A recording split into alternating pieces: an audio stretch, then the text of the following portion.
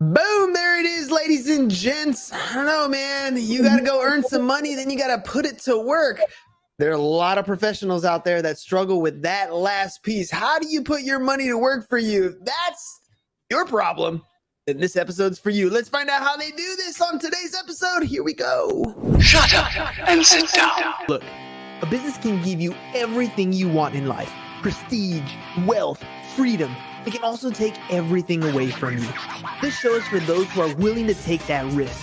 These are the real life stories of entrepreneurs. But before we start, I have one small favor to ask. Please leave a comment.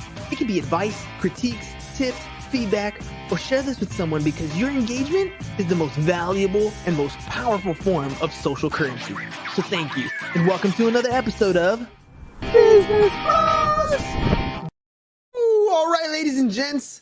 Let me tell you something. Robert Kiyosaki taught me that the rich build businesses and invest in real estate, and that retirement isn't an age problem, it's a cash flow problem. And it doesn't matter where you earn your money, it's what you do with that money that matters. And it's how quickly you can put that money to work for you. Today's guest has lived a life of helping others in the healthcare profession and has started a company to help other healthcare professionals reach their financial freedom. Now, I'm excited to learn how they're helping them meet those financial goals. So let's welcome to the show, from Apta Properties, Vasu Kakarlapudi. It's over.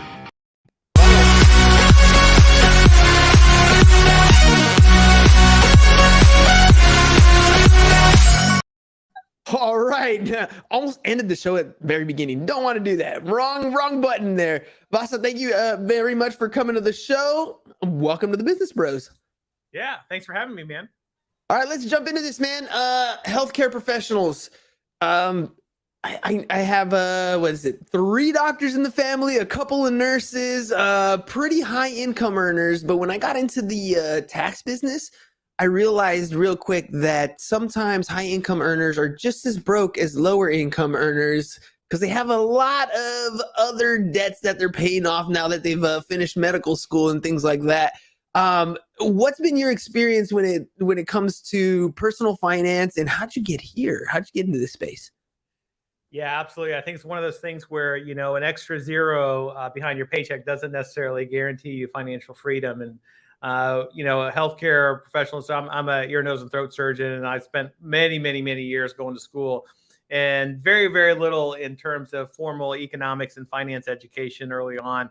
And as a result, it's like you've got all this extra disposable income, potential disposable income, but you have no idea on how to take care of that income. And so you've got income, but you don't have the resources to be able to invest that appropriately. And everyone's after you to try to take some of your money and figure out how you can gain freedom. But, it really starts with education.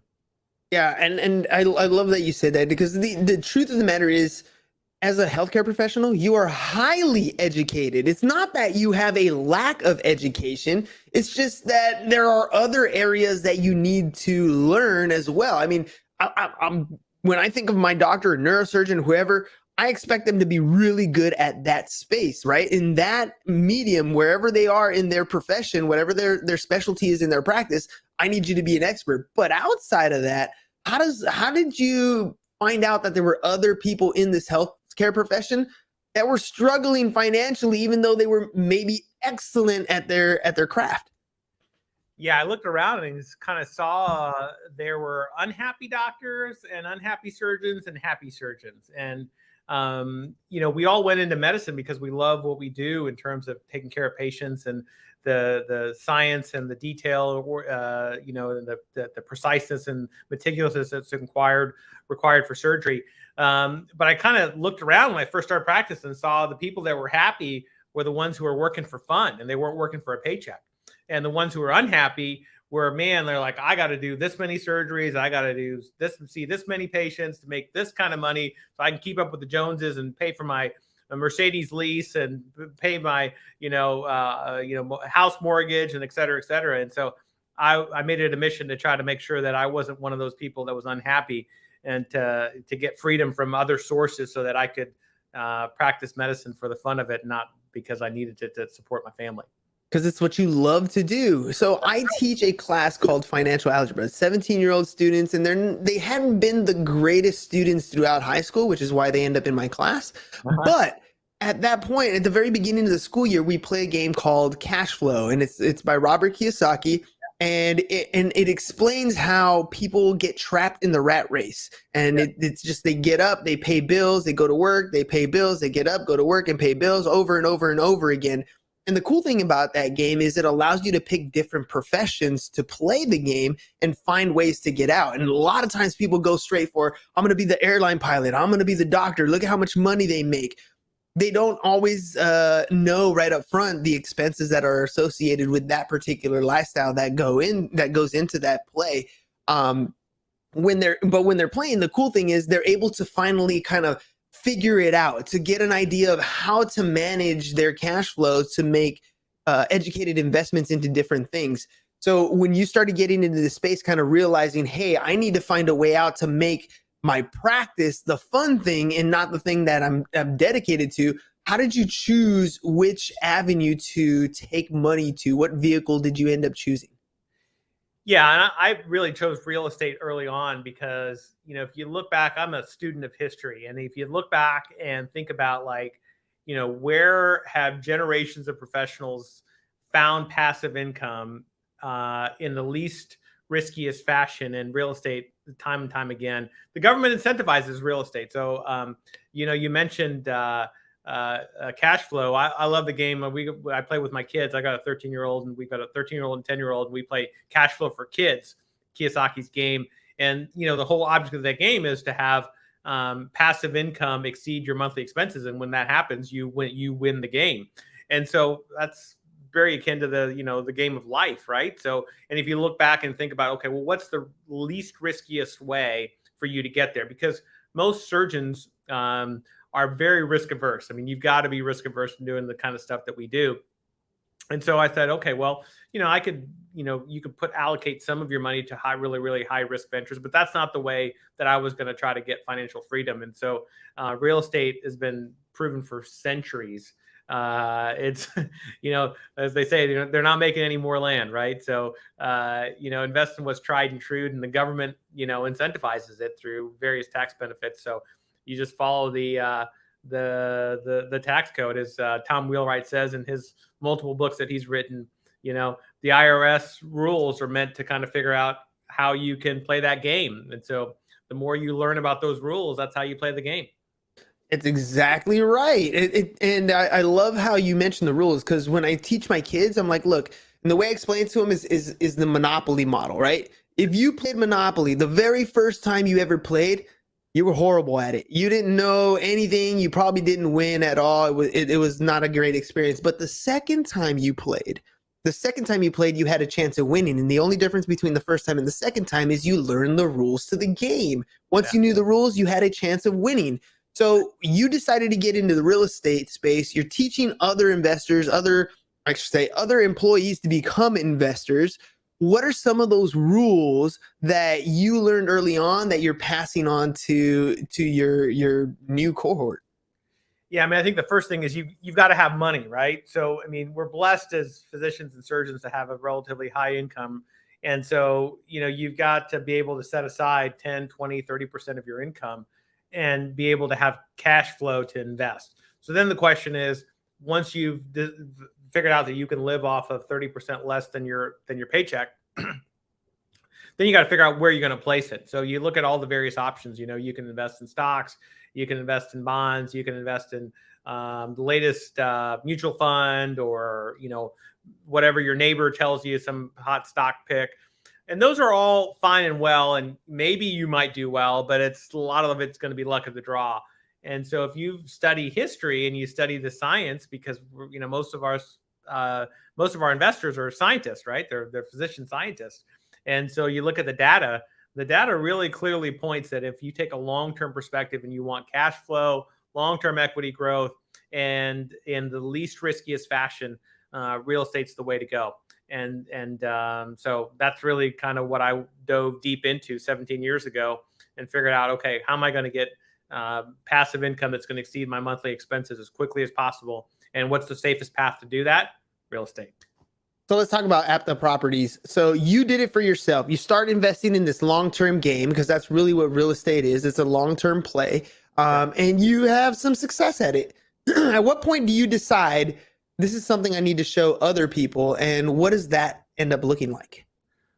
Well, I never really went into this to try to start a business. I was trying to just basically trying to find passive income for myself and my family and be able to work and practice medicine and surgery for the fun of it. Along the way, obviously, we were telling our friends and family and my partners, and I'm in a big group of 14 doctors. So, naturally in conversations and cocktail parties and social situations, we'll start talking about what we're doing.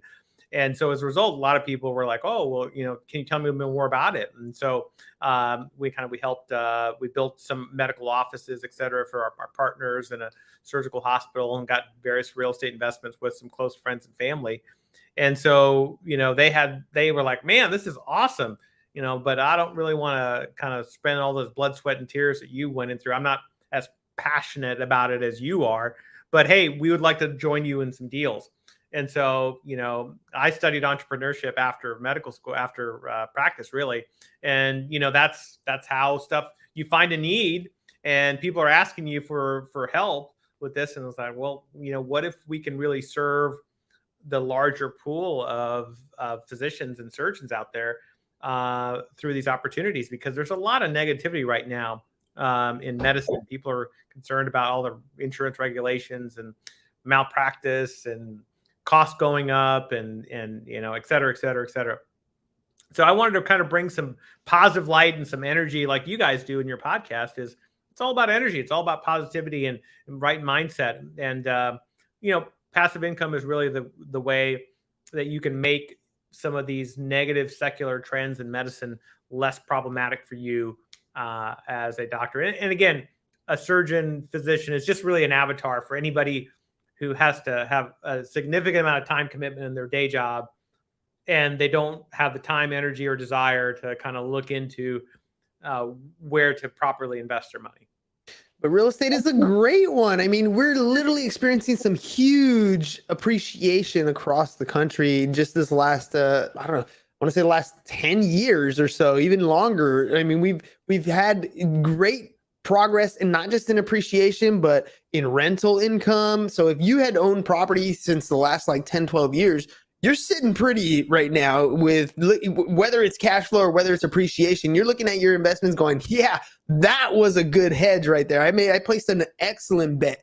When people come to you to work with you at Apta Properties, is it a syndicate? Is it something where you work one-on-one with them and help them build their portfolio? How does that work? Yeah, exactly. And I think you hit the hammer on the nail there, the head on the hammer. I always get those quotes wrong, but essentially, the market's been great the last 10 years. So if you haven't made money in real estate, you've done something wrong, right? Mm. But, I've been doing this long enough to know that I've survived the, 2007 and 9 financial crisis, and crap can happen, right? Yep. Everything that you think of can happen. The economy can slow down. The banks can call your notes.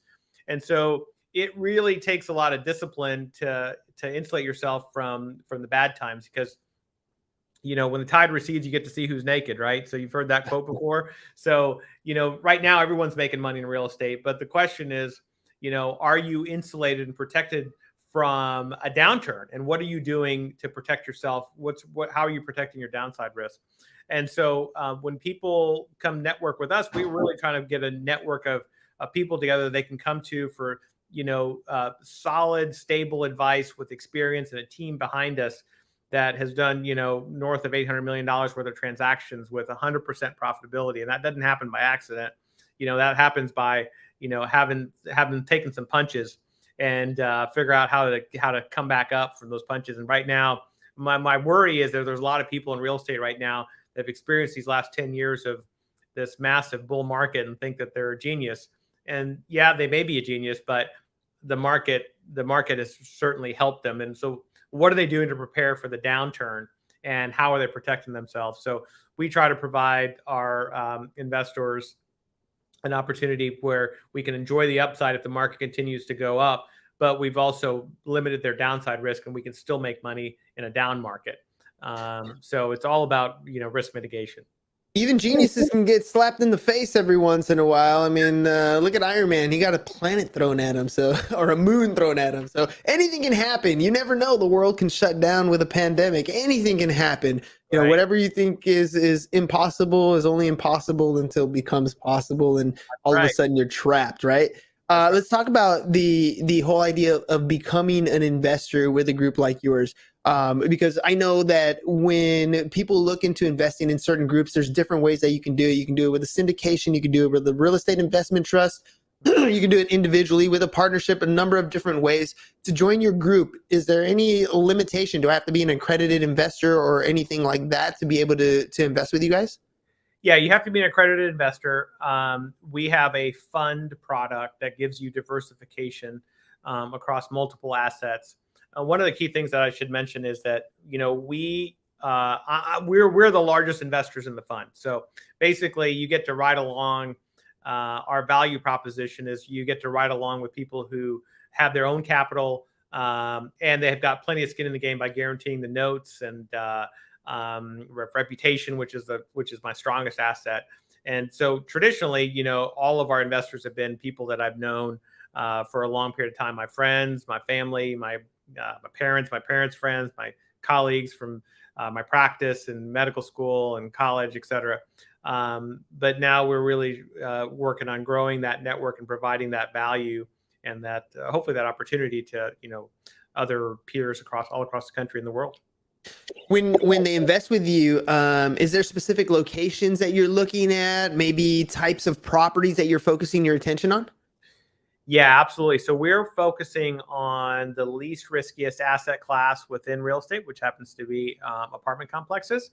So multifamily, because again, multifamily is really focused on demographic trends. So we know where people are moving and we know their preference for the type of housing that they're looking for, independent of economic trends. So, Elon Musk is not likely to usurp the need for a kitchen and a bathroom and a bedroom, right?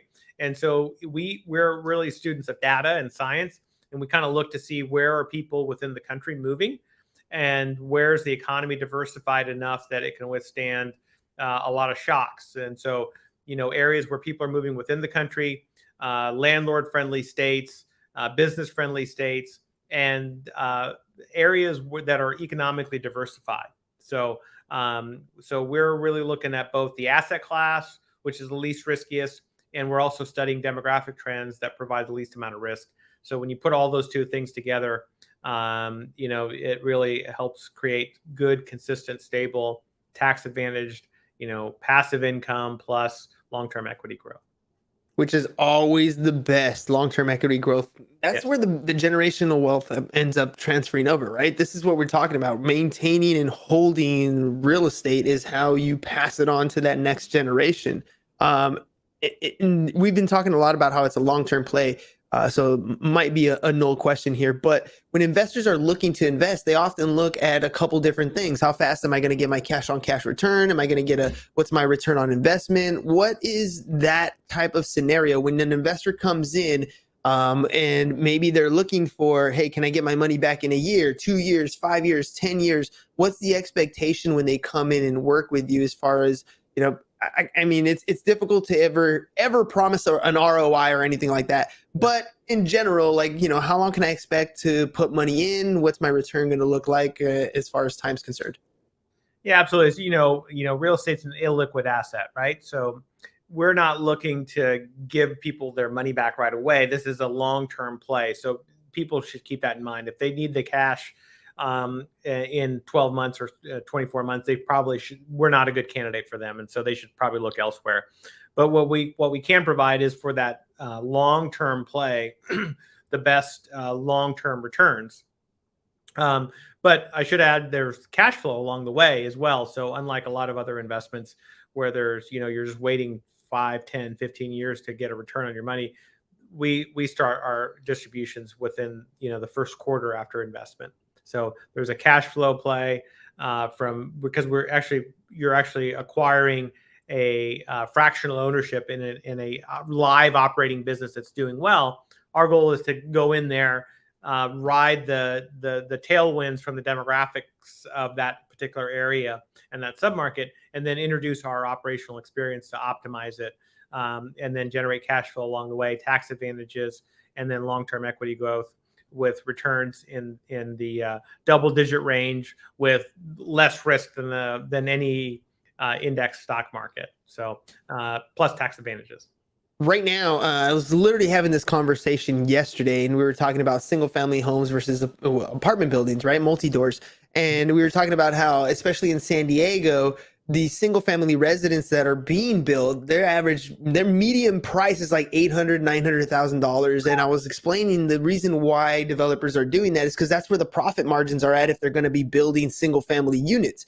But what I do see in our neighborhoods a lot are multi units going up, 24 units, 50 units, 100 units. And those are taking up a lot of space. And I'm wondering, when an investor comes in and is looking at a proposal or an investment that you guys are working on, are you guys looking at like newly developed and building apartment complexes, or do you prefer the bread and butter to be something that's already existing, come in and maybe, increase cash flow in a particular existing building?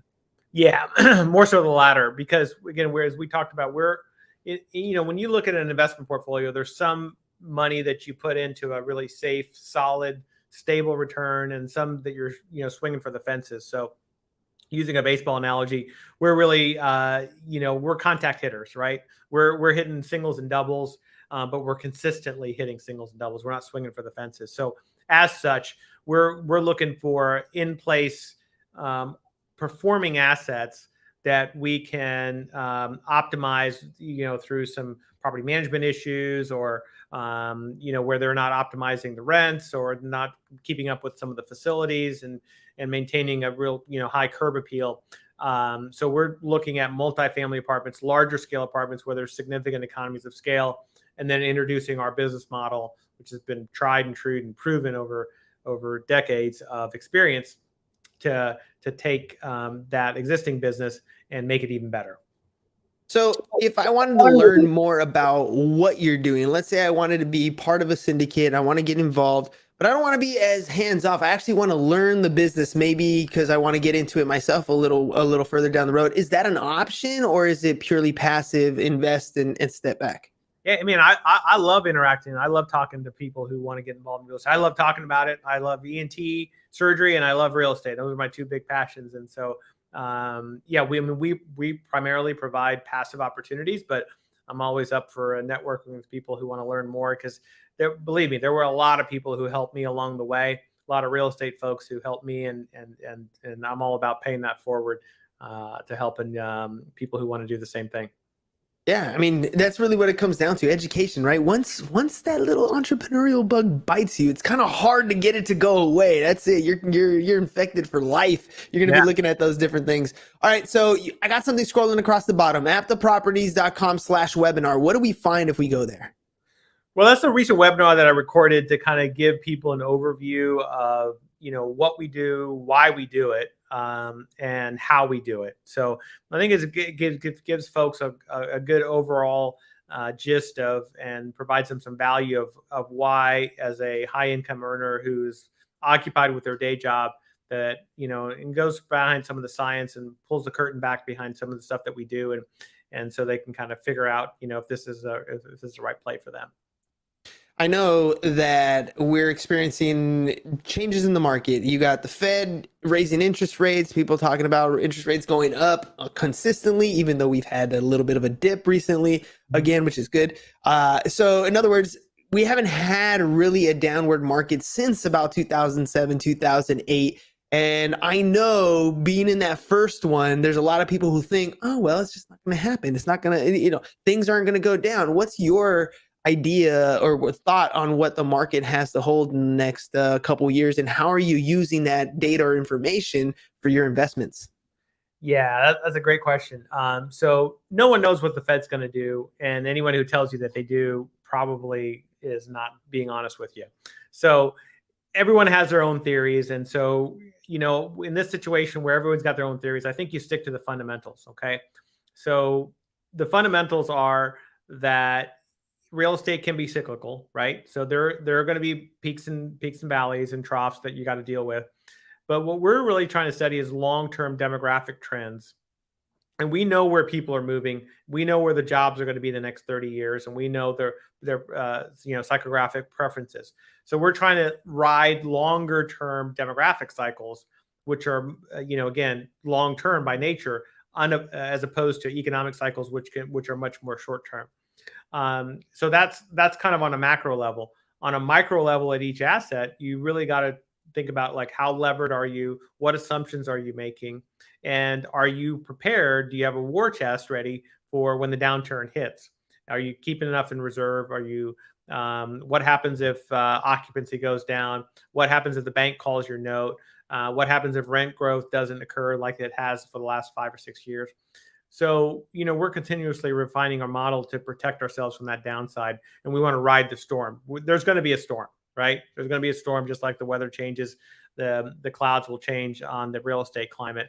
But we want to be protecting ourselves and insulated so that we can ride the storms. So when the sun comes to shine again, we'll still be there. And we've done that before in previous recessions, and we plan on doing that again with this upcoming one, or whatever the Fed throws at you. We're trying to be prepared.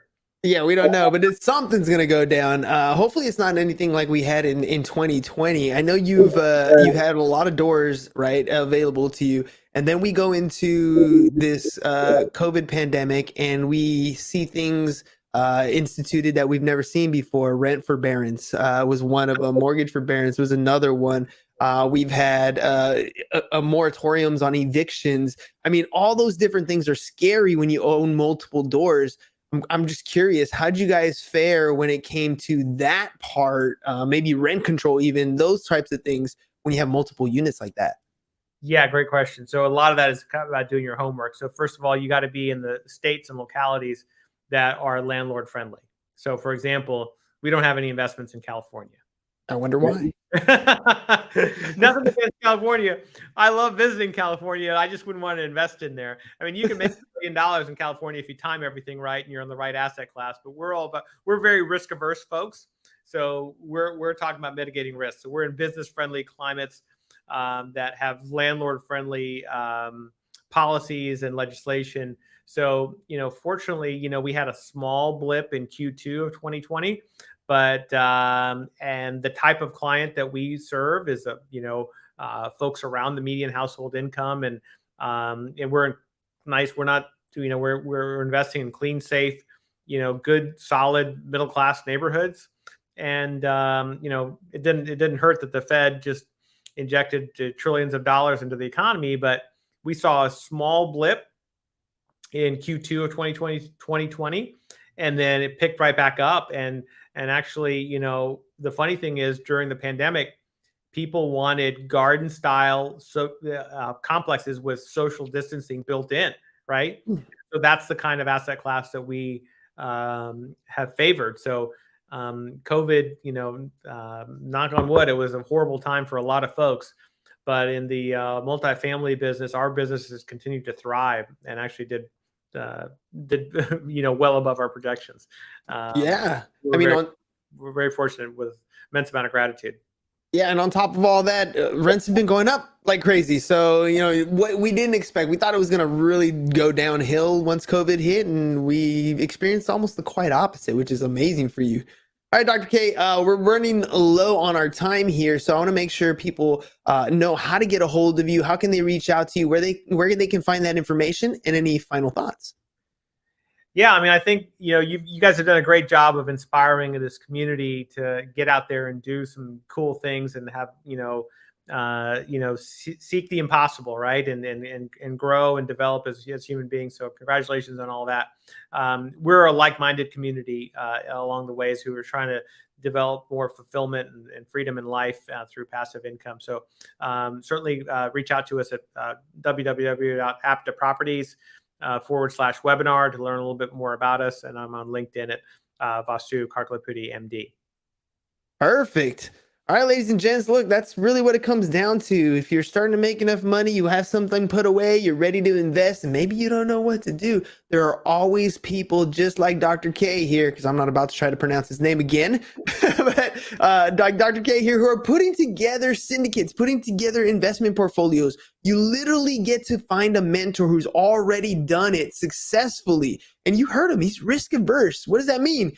Means he's not going to take any unnecessary risk. He won't even invest in California. And I'm grateful that he won't, because it is not the greatest state to be an investor in. But if you guys are interested, make sure you guys check out aptaproperties.com/webinar, aptaproperties.com/webinar. You're going to see Doc go over a couple things where he's going to teach you exactly what he's doing, how he's doing it, why he's doing it, and you guys can get involved. Find a mentor. Don't go at it yourself. Avoid the mistakes that Doc has already made, and most of us have already made in real estate, by finding somebody who's already successful. So one more time, make sure you guys check it out. aptaproperties.com/webinar, aptaproperties.com/webinar. And Doc, thank you very much for coming on the show. Any final thoughts you want to say before we head out? No, it's been my pleasure. I love what you're doing, and I love the community that you're creating in terms of inspiring people to be the highest and best version of themselves. So keep up the great work. That's it, ladies and gents. Positive vibes bring positivity into your life. So make sure you guys think. It takes action, but start off with the positive thought. Your actions will get better from there. We'll talk to you guys again mañana. Peace. And we're out. It's over. Go home. Is your business in need of marketing? Try starting a podcast. But not just any podcast. Podcast like a pro.